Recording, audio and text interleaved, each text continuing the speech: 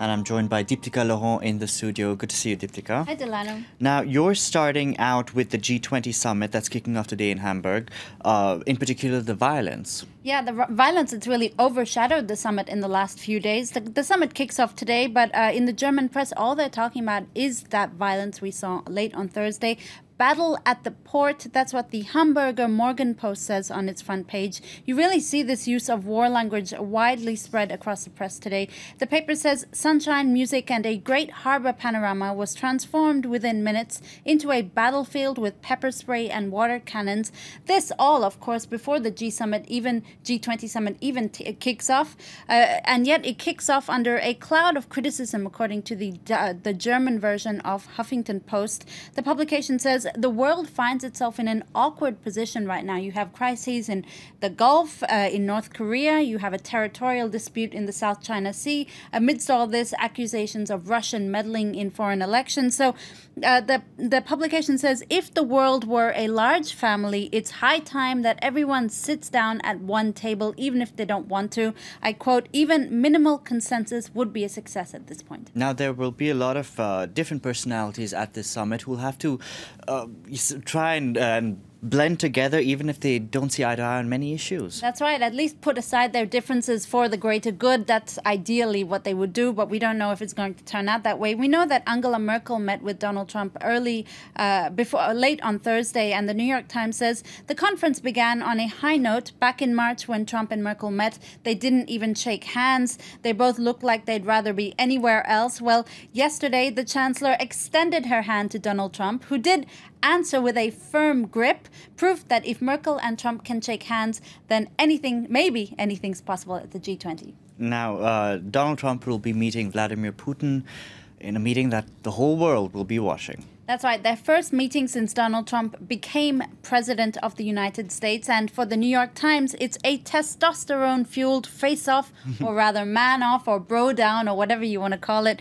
Yesterday in Warsaw, Trump really did set the tone for this future meeting with Putin. He criticized Russia's foreign activities like supporting hostile regimes. He's setting the tone because, I quote, the cost of any perceived weakness could be high for both combatants who really do have this image of masculinity. Dominating the discussion, of course, is North Korea's latest missile strikes. And as you see in a cartoon from the San Diego Union Tribune, Kim Jong-un, the North Korean leader, is essentially photobombing this meeting.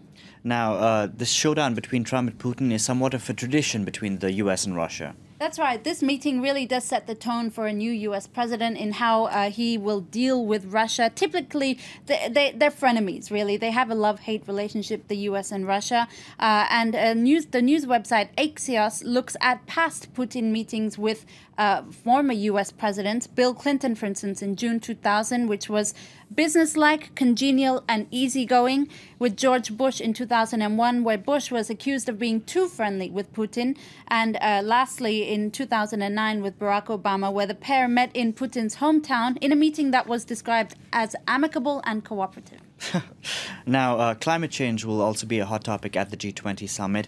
But here in France, there's a lot of reactions to the government's announcement that it wants to ban diesel cars by 2040. That's right. And it was a simple phrase that's really thrown everyone for a loop. We will ban diesel and petrol cars by 2040 in France. That's what the ecology minister, Nicolas Hulot, said yesterday.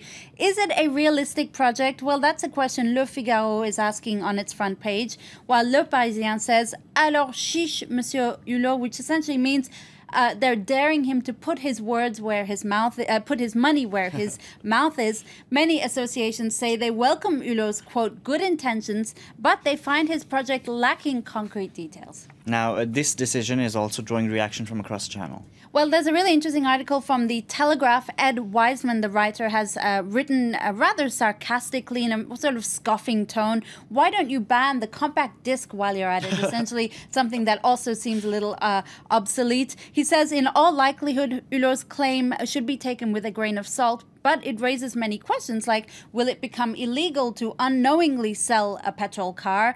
Will imported diesel vehicles be considered contraband? Or finally, what about hybrid cars that use electricity but also use petrol cars? These questions remain largely unanswered. He says in any case, the date set for this transition is so far off, we might as well be in the next century. In other words, a lot can change between now and 2040. Indeed it can. Now let's end on challenges faced in another profession, acting. I'm curious. Well, Hollywood continues to be plagued by its lack of diversity claims. BuzzFeed says that 2 Asian origin actors from the police crime show Hawaii Five-0 have quit the show over an equal pay struggle. Essentially, they won't be taking part in the show's 8th season. Daniel Day Kim and Grace Park were reportedly earning 10 to 15% less than their white colleagues. The show's network CBS reportedly refused to raise their salaries. A writer for the show says, though, that the actors left of their own volition despite being offered handsome raises. But the 2 actors are getting a lot of support online. Day Kim wrote on Facebook that the path to equality is rarely easy. I think words that certainly sound true for many people around the world. Good for them, leaving the show. Deepika Laurent, thank you very much for that. And you can find previous editions of The Press Review on our website. The address is france24.com.